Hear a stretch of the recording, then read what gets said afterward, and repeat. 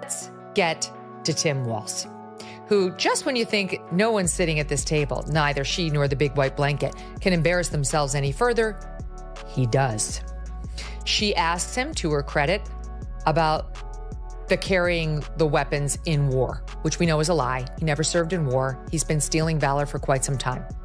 Point out that I think is really important, really came at the very end of the debate, that I wish the moderators, had they been fair and neutral, that they would have focused on, because it is a very serious issue that we're facing, which is censorship under Kamala Harris that we've seen over the last 4 years. We have hard evidence that this has been taking place. And you have Tim Walz himself, who has said that free speech and the First Amendment is a privilege and that it does not apply to misinformation and disinformation. Tim Walz just found out that when Megyn Kelly and Tulsi Gabbard decide to shred you, they don't bring scissors. They bring a wood chipper. Walz, who somehow manages to present himself as both the most boring and the most irritating man in politics, becomes the perfect chew toy for their roast. His entire political persona collapses under the weight of sharp wit and sharper observations, leaving him looking like a high school substitute teacher who accidentally wandered into a governor's office. The media has zero interest in not one, not two, not three, but 4 vets who actually served with Tim Walz coming forward to say he's a coward and he abandoned them at their greatest moment of need. Zero coverage from New York Times and CNN and Washington Post. But this scuffle over whether Trump inappropriately took pictures at a place Joe Biden's already taken pictures and released them as campaign efforts, that's dominated the news media now for 8. Tim Walz is the kind of politician who could get lost in his own press conference. He has the rare ability to speak for 45 minutes straight and still not say anything anyone remembers. Megyn Kelly and Tulsi Gabbard don't even need to exaggerate to roast him. All they need to do is hold up a mirror. The man is a walking parody of Midwestern blandness, except instead of polite, he's a cocktail of arrogance mixed with a splash of cluelessness. Said you carried weapons in war, but you've never deployed in a war zone. A campaign official of yours said you misspoke. Did you? Well, I'm proud, incredibly proud of my record. He keeps doing this. Equally proud of my service in the classroom. Did I mention I was a teacher and a coach, an assistant coach? Okay, whatever. But he's more stolen valor. In the classroom, I'm in the classroom. My record speaks for itself. It doesn't, actually. You've put a lot of lies into that record that you've been called out on by service personnel. You must clarify. Both he and President Trump are listening to the American people. You contrast that with what we hear from Kamala Harris, what we heard from Tim Walz, who had a really, really tough job tonight trying to defend Kamala Harris and Joe Biden's disastrous policies. But what we've heard from Kamala Harris and Joe Biden over the last 4 years is how the roast begins by slicing through the core of his so-called leadership. Walz loves to present himself as the down-to-earth small-town dad figure, but the act falls apart the moment someone asks him a tough question. He stumbles. He waffles. He pretends he has a point buried somewhere in there. But his answers are so painfully generic, they could have been copy-pasted from a motivational poster. Megyn Kelly wastes no time pointing out that his speeches sound less like political strategy and more like a passive-aggressive PDA meeting where no one wants to. Vetted Tim Walz hard back in 2018 when he was trying to elevate from congressman to governor, and he did it successfully. And here's the headline: former National Guardsman, Tim Walz is misleading the public about his time in service. I'm going to read you some excerpts. Walz often refers to his military service as he campaigns for governor. However, former members of the Minnesota National Guard are raising concerns over the discrepancies in his story. A guy who could be in a room full of people cheering for him and still manage to look like the least important person there.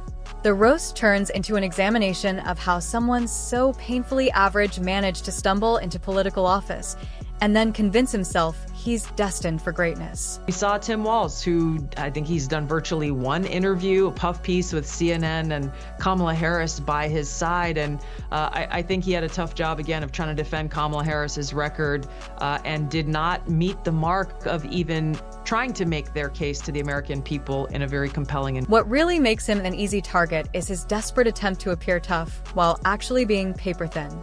Walz has mastered the art of chest-puffing politics. Big declarations about leadership, responsibility, and vision, followed by complete inaction or a retreat the moment it counts. He talks like a general leading an army, but acts more like a crossing guard nervously waving traffic past. Megyn Kelly skewers this perfectly, noting that his biggest accomplishment might be his uncanny ability to look overwhelmed by absolutely everything, whether it's a budget, a debate, or probably just a salad bar with too many options. And then here's two pieces of this that are really... I speak like they do. People are coming to get to know me. I speak like they do. I speak candidly. I wear my emotions on my sleeves, and I speak especially passionately about, and then he goes on to blame it on the school shootings. I guess he was upset about school shootings. Tulsi drives the knife even deeper by exposing his flimsy decision-making. Whenever Walz faces pressure, he doesn't rise to the occasion. He melts. Instead of strategy, he gives excuses. Instead of backbone, he gives platitudes. And somehow, he thinks no one notices. But that's exactly why Kelly and Gabbard tear him apart so effectively. They highlight that his entire career is built on smoke, mirrors, and endless rambling that tricks people into thinking he's competent. Then comes the hypocrisy. Walz has positioned himself as the man of the people, the everyman who cares deeply for his constituents. Megyn, Kelly ridicules the way he changes his stance faster than a bad DJ changes tracks at a high school prom. Tulsi adds that the problem isn't just inconsistency, it's that Walz actually thinks people don't notice. He acts as though his voters are goldfish with 3-second memories. Moments that stood out to me, that Tim Walz was talking about how now is a time where we need Kamala Harris's steady hand of leadership, and especially with what we're seeing happening in the Middle East today, he threw out a lot of words that tried to distract away from Kamala Harris's record. Her and Joe Biden's policy on Iran was one word: don't. This roast takes special joy in mocking his obsession with being liked. Walz doesn't just want approval, he craves it like oxygen. Every speech, every press conference, every photo op is designed to scream, "Look at me, I'm relatable." Yet nothing about him feels real.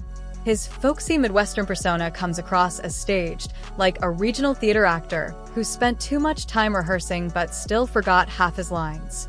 Kelly calls it out mercilessly, reminding everyone that authenticity can't be manufactured, no matter how many times you say, "Ah shucks," with a forced grin.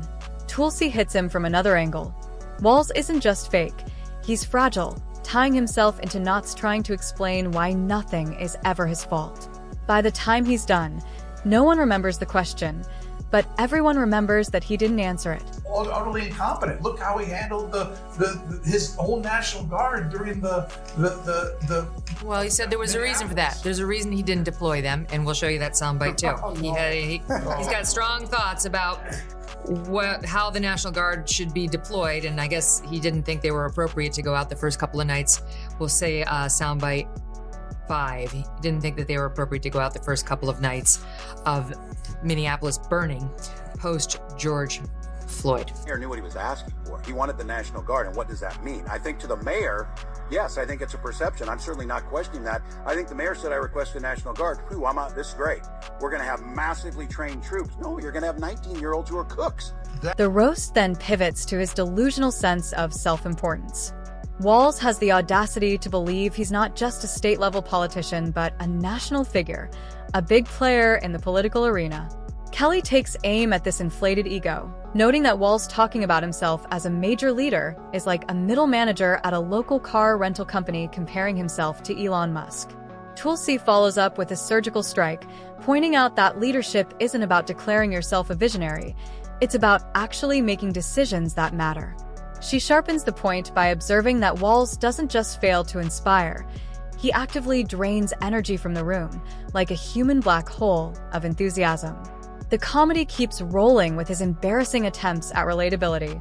Walz wants so badly to be seen as a man of the people that he overcompensates at every turn. He drops clumsy jokes, awkward anecdotes, and fake casual language that makes him sound like a dad trying to use slang from TikTok. Talk about Tim Walz because, my God, my very first story at Fox News, very young cub reporter, was Swift Boat Veterans for Truth coming after John Kerry and his misrepresentations about his military service. Tim Walz has a Swift Boat problem of his own. If you look back at Alpha News, and this is a great news organization, we had them on when they did the documentary about the trial of Derek Chauvin and the smear job by so many against him. I'm not defending, the tape. I'm just saying if you actually watch this documentary, you'll be horrified at what was done to Chauvin by the officials in charge in Minnesota. Kelly pounces on this, joking that every time Walz tries to sound cool, a teenager somewhere dies of secondhand embarrassment. Tulsi adds that the problem isn't just that he's uncool, it's that he doesn't know he's uncool. He believes every forced smile and awkward laugh lands, when in reality, the audience just cringes. By this point, the roast transforms into a demolition job. His record, his persona, his ego, nothing is safe. Kelly points out that Walz seems to confuse being governor with being the star of a never-ending high school pep rally. Gabbard builds on it, suggesting that if leadership were graded, every one of his contradictions, every one of his insecurities, every one of his hollow boasts would be right there on display, just waiting to be skewered. And the roast doesn't end with a soft landing. It escalates. Kelly hammers home that Walz represents everything people hate about politicians: fake charm, empty promises, endless self-promotion. Tulsi concludes by exposing him as the kind of leader who mistakes holding a title for actually holding power. Together, they leave Walz not just roasted but charred, a political figure stripped down to his most ridiculous essence. Stop saying you speak like we do. I speak like regular people. What kind of bullshit is that? No, you don't, sir. We don't lie about military service we didn't actually perform, like going to war. We don't steal valor by saying that we had a higher rank in the National Guard than we did. We don't run around saying we served in operating Enduring Freedom in Afghanistan when we didn't. We don't stand and watch somebody say that we were in combat in Iraq when we weren't. The final punchline is brutal but fitting. Walz is a man who wanted to be remembered as a leader, but thanks to Kelly, he'll be remembered as a punchline. And the beauty of it is he won't even realize it. He'll still be smiling awkwardly, still rambling through another speech, still convinced he's winning people over while the rest of the world laughs at his expense. What makes the roast sting even harder is the way Walz tries to carry himself as if criticism rolls off him. He's always trying to project calm, trying to appear unbothered, but the cracks show every single time. The minute he's pressed, that fake calm vanishes. His face tightens, his tone shifts, and suddenly the nice guy act collapses into visible irritation. Walz doesn't answer questions. He recycles bullet points like a student giving a class presentation on a book he never read. Every answer is a vague cluster of buzzwords strung together with enough pauses to sound thoughtful, when in reality, it's just filler. Continues for Tim Walz on the disastrous performance he delivered, in particular when it comes to his self-described knuckle-headed behavior, which was just his latest in a series of lies. The reason he resorted to, I'm a knucklehead, was he got confronted with his latest lie that's been unearthed. There's a long list of them. This one was that he was in China when the Tiananmen Square disaster unfolded, when hundreds of people were killed. You know whether you were in a place where hundreds of people are being massacred by their government when it happens. But he continues to try to say, like, oh, gee, I was just kind of confused. That happened in May and I was there in August, but I guess I just imagined that I was there. Kelly carves into this habit, pointing out that his language feels less like leadership and more like a bad motivational podcast where the host has run out of material halfway through the episode. She sharpens it further by noting that the only consistent thing about Walz's answers is that they always leave people more confused than when they started. The roast also exposes his delusion about popularity. Walz believes